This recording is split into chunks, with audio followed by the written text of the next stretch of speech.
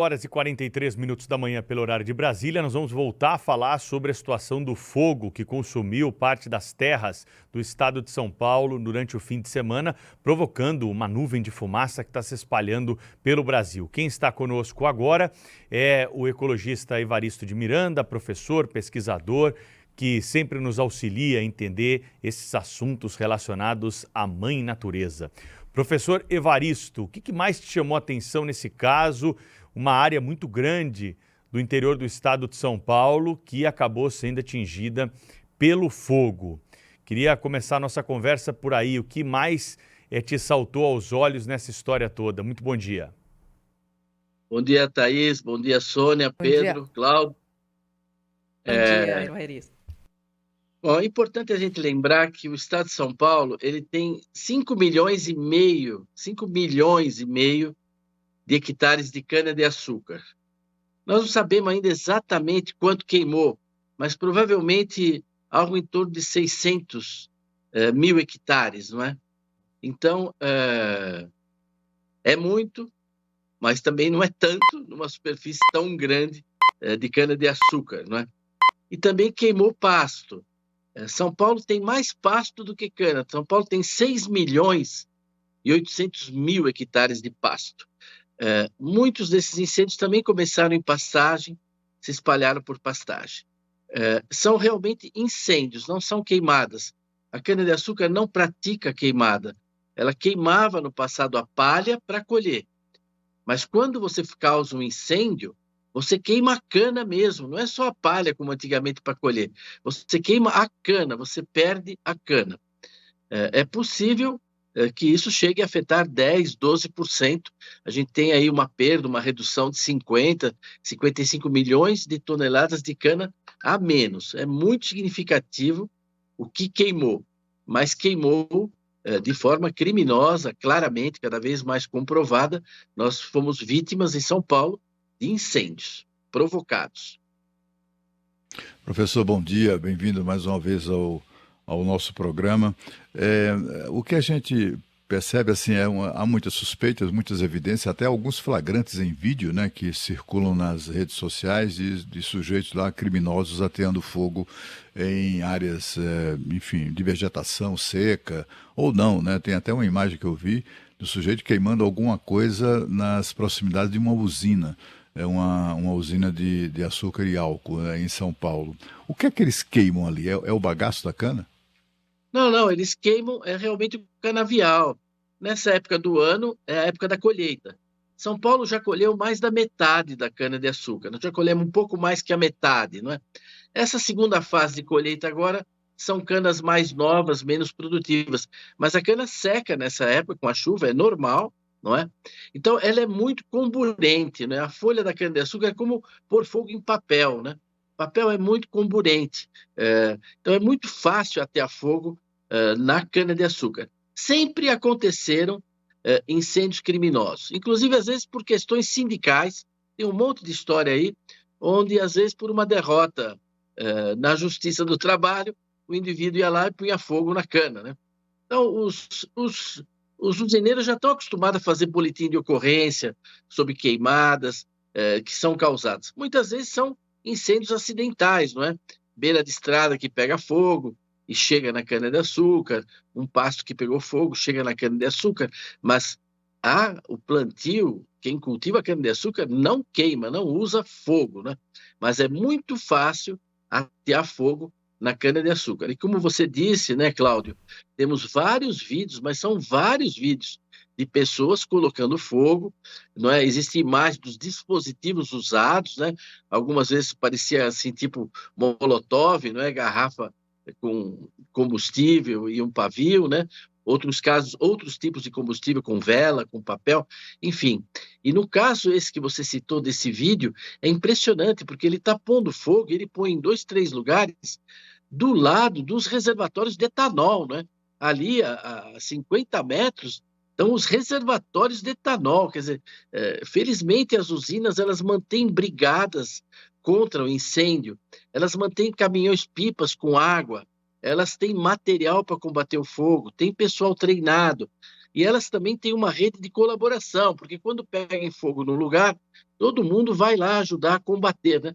E nesse caso eles conseguiram conter antes que isso atingisse esses depósitos, que ali seria realmente algo gravíssimo. Pois, pois é, Evaristo, que bom estar aqui conversando com você para esclarecer, né? Você que conhece tão bem esse tipo de assunto. A gente conversou agora há pouco com o governador de São Paulo, Tarcísio de Freitas, e ele estava falando das ações, né? Como ajudar a população e também das ações como ajudar o produtor. Nesse caso, assim, pelo que você está dizendo, assim, eu acho que deveria ter sido até maior esse incêndio, né? Tudo isso que a gente está assistindo, que infelizmente a gente assistiu durante esse fim de semana. De que forma agora o produtor precisa ser ajudado? Qual seria o plano número 1, né? O plano A, para que consiga colocar a casa em ordem? Acho que isso é uma conversa que tem que ser travada com a Orplana, com as organizações dos produtores de cana, porque existe muito fornecedor pequeno, né? E no caso desses pequenos, isso pode representar uma quebradeira mesmo. Ele perdeu a cana, ele produz cana em áreas.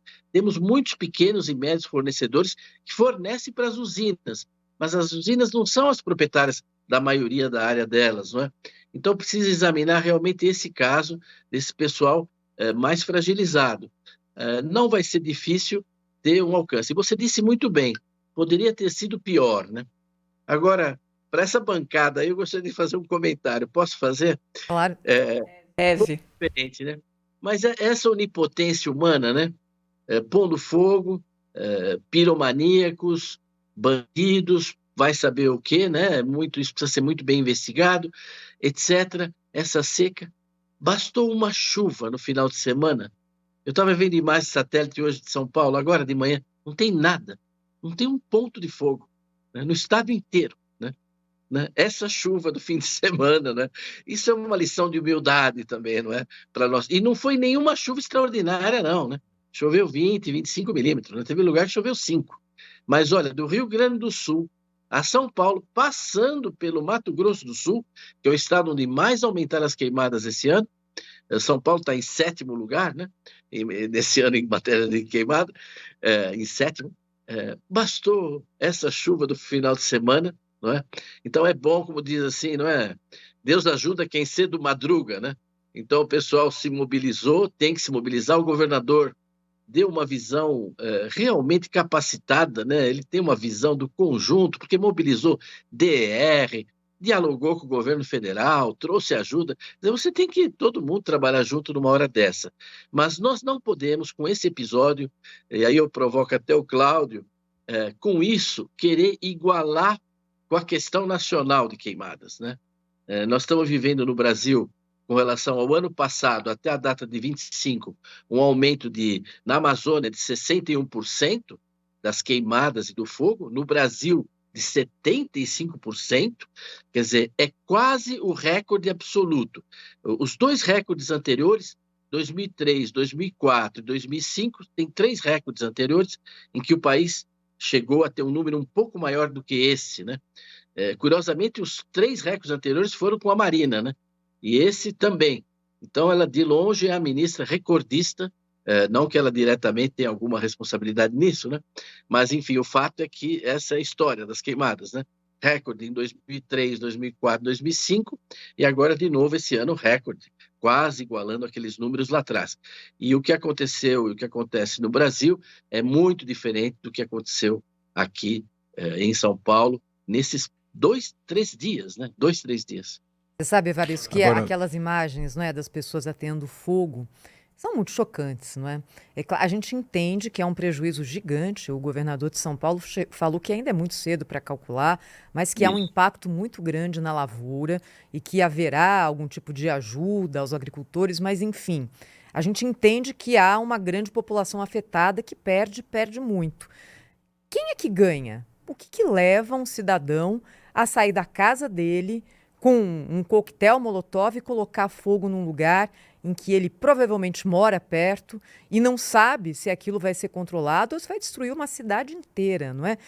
Existe. Quem ganha com esse tipo de ato? É uma coisa criminosa, né, o que a gente assistiu aí.